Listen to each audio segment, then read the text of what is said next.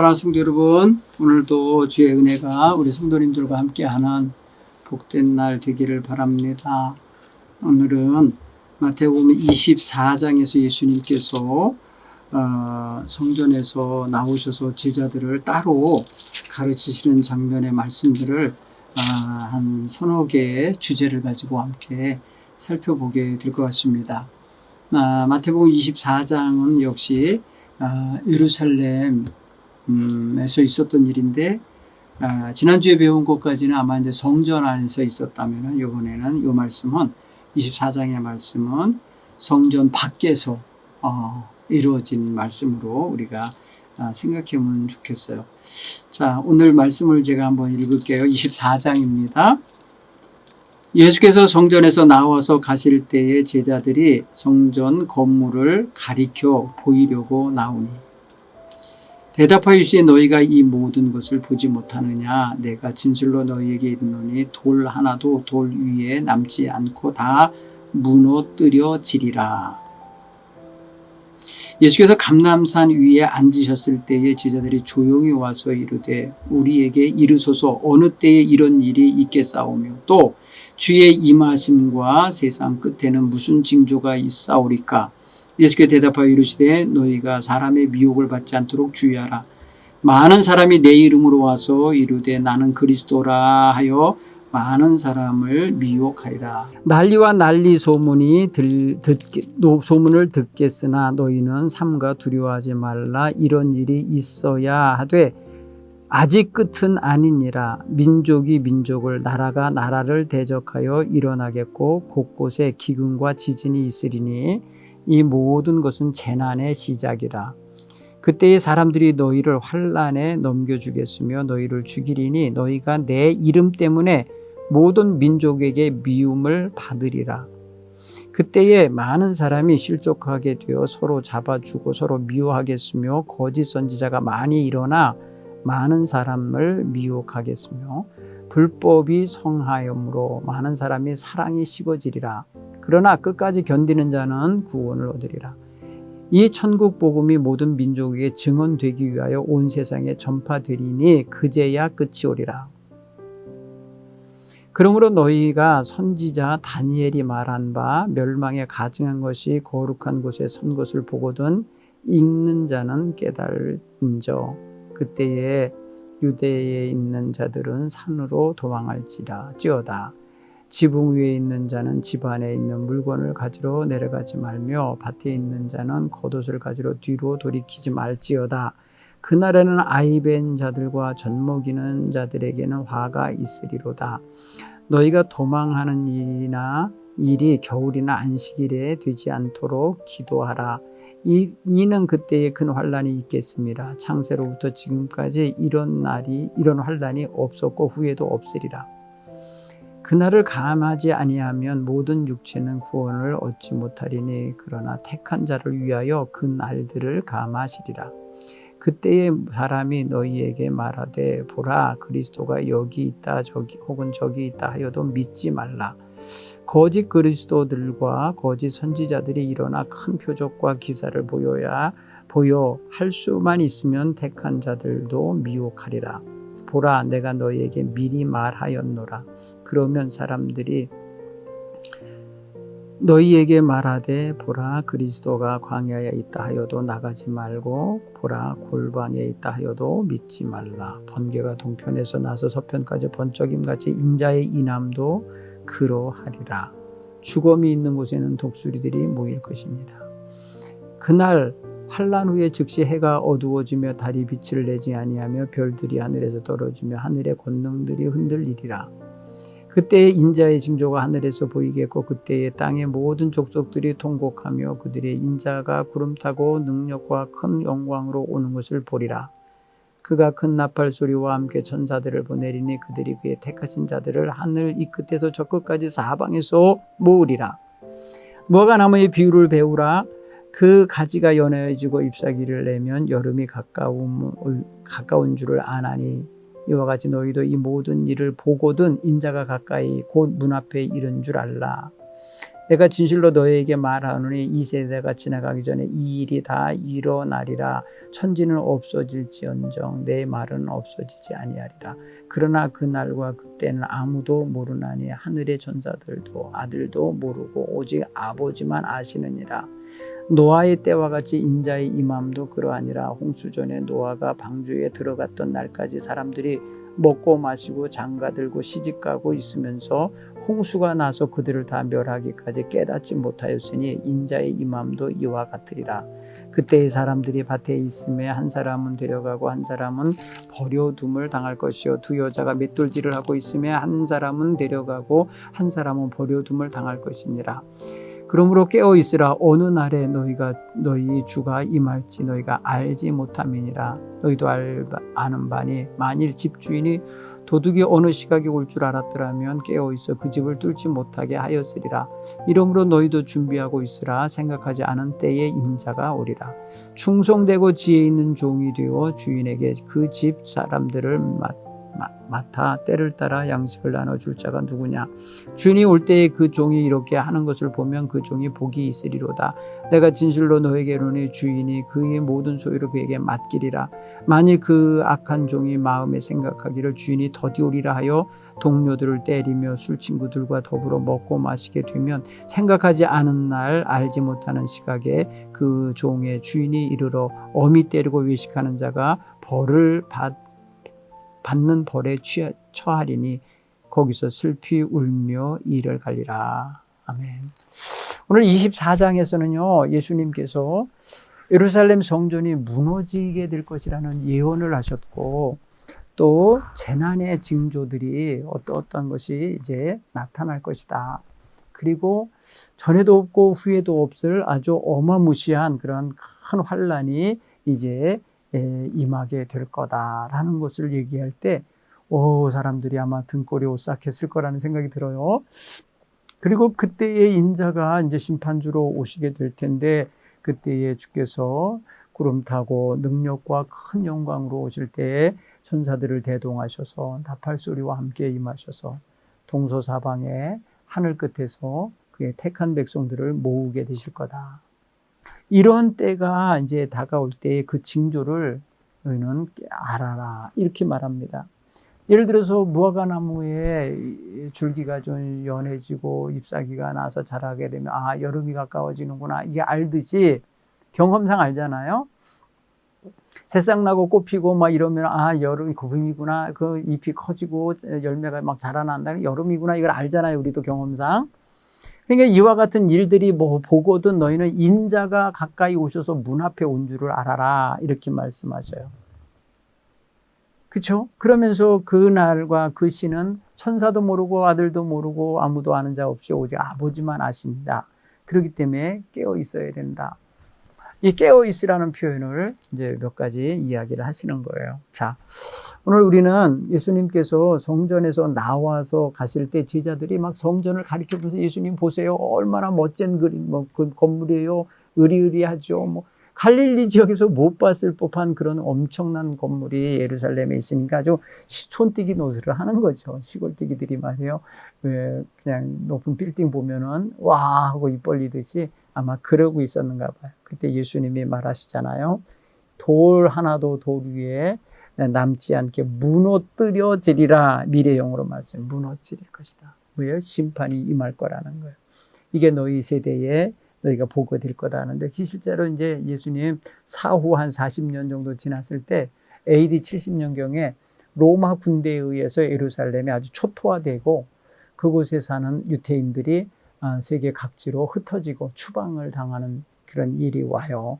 그래서 그게 너희는 안식일이나 겨울이 되지 않게 기도하라라고 하시는데 그런 때가 오는데 물론 이거는 이제 종말론적인 환란도 종말론적인 심판도 생각할 수 있지만 이 세대가 그걸 다 보리라 하셨던 것을 생각해 보면 아마도 이게 로마와의 전쟁에서 일어난 일로 일단락 먼저 해야 될 거예요. 왜냐하면 실제로 그런 일이 벌어지니까요. 실제로 그런 일이 벌어지고 기가 막힌 일이 벌어져 죽임당하고 파괴되고 불태워지고 그 다음에 추방된다. 그러니까 도망쳐야만 한 일이 벌어져 도망쳐야 되는 일이 벌어지는 날이 와요.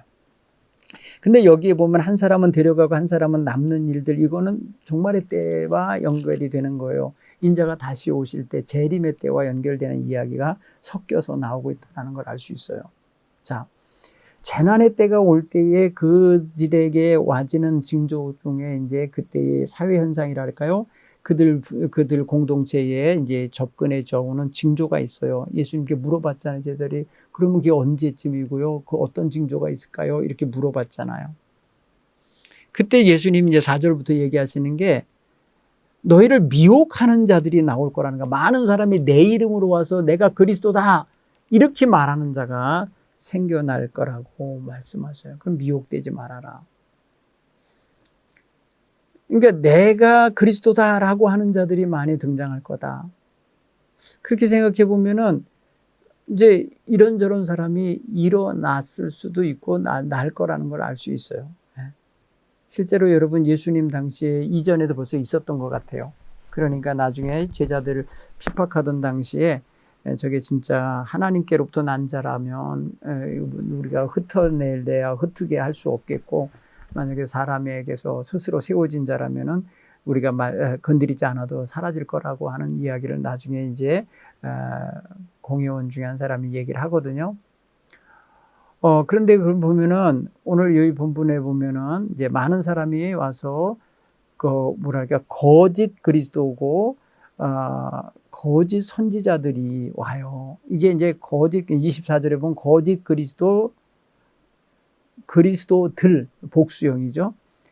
거짓 선지자들, 이런 자들이 이제 미혹하는 자들로 와서 할 수만 있으면 많은 사람을 미혹하여 내려고 할 거라는 거예요. 이게 지금 이제 영적으로 혼탁하게 만드는 그런 자들이 등장할 거라는 말씀을 하고 계셔요. 그렇죠?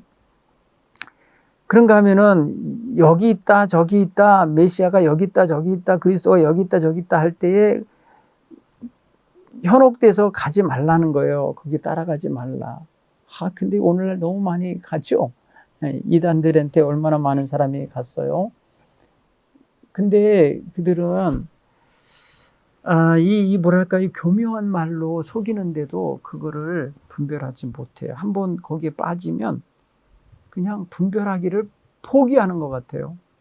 내 선택이 틀렸을 리 없어 하면 스스로의 지식과 스스로의 어떤 그 명민함을 믿는 거죠. 자기를 믿는 거죠. 근데 그런 걸 보면은 주변에서 아무리 얘기를 해도 들으려 하지도 않고 내 선택이 맞으니까 네가 오라고 오히려 그런다는 거죠. 자, 여기 보면은 많은 사람이 내 이름으로 와서 나인 척하면서 미혹할 날이 있을 텐데 너희들 여기에 미혹되지 마라. 그런 말씀을 시대에 이제 주의 임재와 가까웠을 때, 세상 끝이 가까웠을 때 나타난 징조로 얘기해 주시고요. 민족과 민족, 나라와 난자들의 전쟁과 난리 소리가 막 들리게 된다는 거예요. 그런가 하면 기근과 지진이 세계 각곳에서 막 일어나는 거예요. 곳곳에서. 근데 이 모든 거는 재난의 시작일 뿐이라는 거예요. 시작. 정말 이제 또 다른 재난과 환란은 뭐냐면은 이제 내 이름으로 사는 자, 내 이름으로 믿고 말하고 하는 이 사람들, 곧 그리스도의 이름 때문에 핍박과 환란이 올 거라는 말씀을 드려주셔요. 사람들이 너희를 환란에 넘겨주겠으며 너희를 죽이리니 너희가 내 이름 때문에 모든 민족에게 미움을 받으리라.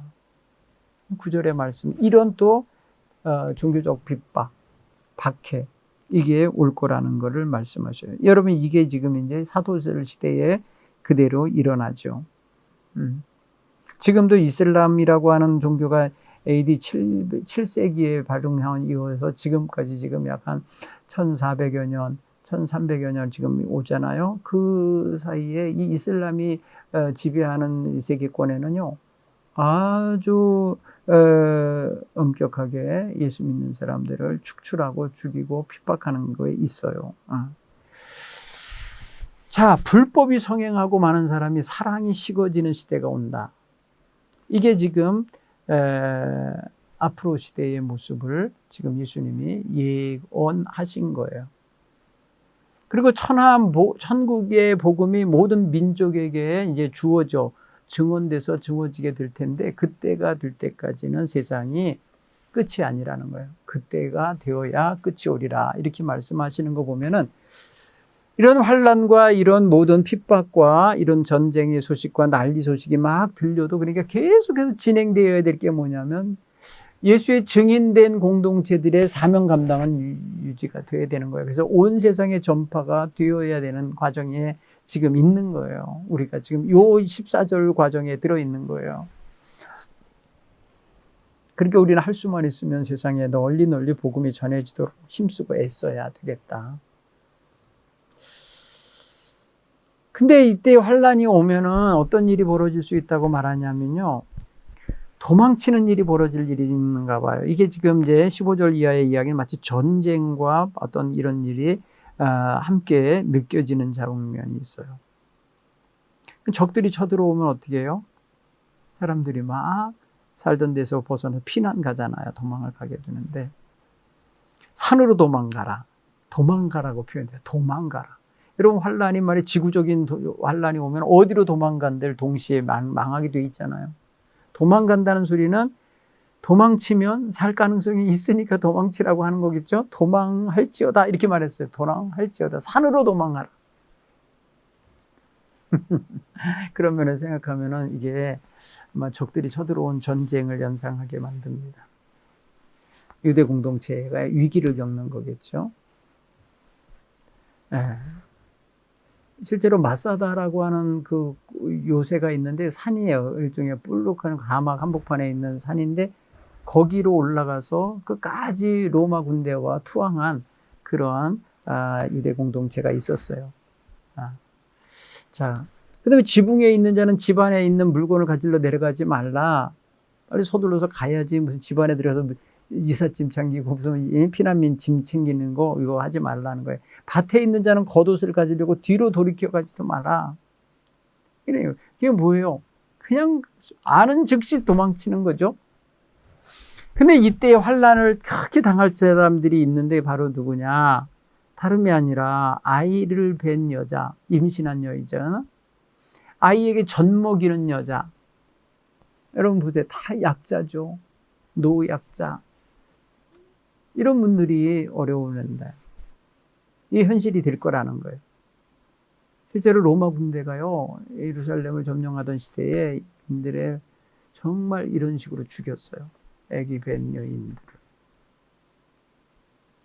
자, 그런가 하면 보세요. 겨울이 되지 않도록 그날이, 겨울에 일어나면 얼마나 여러분 도망친 사람들이 뭐 덮을 것도 없고 입을 것도 없이 이불도 없이 막 급히 나왔는데 얼마나 얼어 죽도록 죽겠어요. 그러니까 그날이 되지 않도록.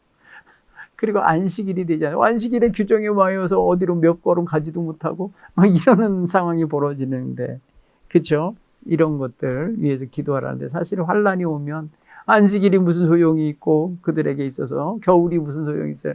일단 살고 봐야 되는 게 도망쳐야 되는 상황인데, 지금 이런 말씀을 좀 위트 있게 하신 것 같은 느낌이 들어요. 실제로 여러분 보세요. 영적으로 혼탁하게 만드는 시대는 예나 지금이나 있었던 것 같아요. 예수님 당시에도 그랬지만은 예수님 후기에 제자들이 이끌어가는 시대에도 또 로마의 핍박도 있지만은 아주 이게 뭐랄까요, 이단 사상자들이 많이 등장을 합니다. 그래서 장로교회 성도들이 거짓 그리스도, 거짓 선지자들에 의해서 폐해를 많이 당합니다. 현혹되지 말라고 표현하시는 거예요. 자, 그 다음에 이제 주께서 오실 때에 언제 오실지 모르는데 그 오실 때를 예비해서 깨어 있으라고 하시는 말씀이세요. 준비하고 있어라. 42절에 보면 너희도 깨어 있어라. 어느 날에 주가 임할지 알지 못한다. 여러분, 깨어 있는다고 하는 것의 의미는 그냥 잠 안 자고 그냥 육신적으로 이렇게 눈 뜨고 있으라는 그런 의미가 아닌 걸 아시죠? 늘 주님과의 감각을 맞추면서 살아야 되는 거예요. 주님 언제 오실지 알 수 없지만 내가 오늘도 주님 여기서 주님 오실 것을 사모하며 여기 제가 있나이다 라고 하면서 바로바로 하나님 앞에서 자기 정산을 잘하고 매일매일 점검이 이루어지는 삶의 자세가 깨어있는 자세라고 봐요. 오늘 도둑이 어느 집을 침범해서 귀금속을 훔쳐가고 뭐 좋은 걸 가져갔다고 생각하면 그걸 상정해서 도둑 맞은 집에 대한 이야기를 하시는데, 집주인이 도둑 오는 시각이 알았으면은 깨워서 막았을 거라는 거예요. 깨어 있어서. 근데 당했어요. 그건 무슨 소리예요? 깨어 있지 못했다는 뜻이에요. 그 집을 뚫고 들어와서 좋은 거 다 가져가는 동안에 모르는 거예요. 알았으면 그 순간에도 싸워서라도 잡고 어떻게 하겠지요? 근데 도둑 맞은 다음에서야 아는 거예요. 뭐예요? 깨어있지 못했기 때문에 그러는 거거든요. 여러분, 우리는 그래서 깨어있으라는 말이 하나가 있고요. 뭐냐면 준비하고 있으라, 이런 표현했어요. 44절. 너희도 준비하고 있으라. 생각지 않은 때에 인자가 오리라. 뭘 준비해야 되겠어요? 이럴 때. 예? 인자가 오실 때를 준비하고 있는다는 표현에서 쓴다 그러면 어떤 거를 어떻게 하는 게 준비하는 걸까요? 목욕 재개하고 옷 예쁘게 입고 주님 어서 오세요 기다리고 있었어요 하면서 이렇게 준비하라는 그런 의미일까? 아니면 세상사의 염려, 근심, 걱정에서 매여있던 모든 삶에 대하여 다 내려놓고 주님 오시면 언제든지 함께 떠날 준비가 되는 그런 어떤 종말론적인 신앙 자세를 확립하고 있으라는 뜻일까요? 준비하고 있으라. 너희도 준비하고 있어라 라고 할 때 쓴 그 준비하다가 기노마이라는 단어로 쓰셨어요. 여기 보니까 그거는 여러 가지의 의미가 있는데, 어떤 상태나 조건이 늘 갖춰져 있도록, 그러니까 항상 그 상태에 유지가 되고 있도록 그렇게 하는 게 있고요. 그러니까 항시 이런 자기의 삶의 모습이 늘 마땅히 있어야 할 모습, 마땅히 펼쳐져야 할 모습을 늘 유지하면서 그렇게 존재해야 되는 거, 이런 표현으로 우리가 생각을 해야 되는데, 여기서 이제 있으라고 하는 거예요. 준비하고 있으라 할 때 그런 있으라는 데두고, 그 다음에 채비하고 있으라는 것은 헤토이모스라고 하는 이런 형용사를 썼는데, 준비된 상태로 있으라는 거예요. 그러니까 준비를 아주 내가 채비를 갖추고 있는 거예요. 그러니까 예를 들어서 스탠바이 하고 있는 자세, 뭔가를 하기 위하여 준비되어 있는 자세. 그렇죠. 여러분, 마라톤을 경기에 참여한 사람들이 스타트 라인에서 준비하고 있는 그 자세를 보면은 가벼운 모습으로 42.19km를 무사히 완주하기 위하여 체력과 모든 게 다 갖춰진 채로 준비하고 있는 모습. 그 다음에 등산객들이 다 주차장에 모여서 이제 오늘 이 산을 정복합니다, 이 산을 갈 겁니다 할 때 다 배낭 메고 이 스틱 들고 아이젠 다 차고 막 이러면서 준비된 모습으로 딱 이게 채비하고 있는 거거든요.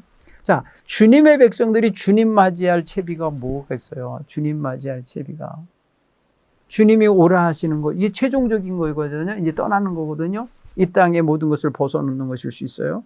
그러면은 그런 자세로 확립되어 있어야 되는 거죠. 언제 주님이 부르셔도 내가 갈 준비되어 있습니다. 주님과 함께 떠날 준비되어 있습니다. 이런 정도의 깨어 있음이 있어야 되잖아요. 이게 그래서 우리는 대림절에만 묵상할 일이 아니에요. 사실은 매일매일 묵상이 되어져야 할 말씀이라 이렇게 생각이 되져요. 자, 생각하지 않는 날, 내가 알지 못하는 시각, 그때의 주인이 오시리라. 주인이 이르러 오시리라. 그때까지 내가 맡겨진 사임과 소임을 잘 감당하고 있어야 칭찬받고 복을 얻지, 언제 오실지 모르니까 술이나 마시자 즐기자 이러면서 이렇게 하고 있어서는 오히려 심판을 당할 것이다. 그러니까 항상 주인이 언제 오셔도 합격이라고 할 수 있는 자세로 채비하고 사는 거죠. 주님이 언제 오셔도 그래 내가 너에게 믿음이 있음을 알았노라 하면서 부르시는 그런 장면에 이르는 거예요. 여러분, 이게 굉장히 중요한 주님 다시 오실 때 인자가 오리라 하시는 그때를 생각하면서 그때까지 어떻게 살아야 되고 그때까지 어떤 환난과 유혹과 미혹하는 일이 있을까를 생각하면서 우리로 하여금 깨어있게 해주시는 그러한 말씀이라. 이건 제자들에게 제자 교육을 하신 거예요. 떠나시기 전에, 돌아가시기 전에.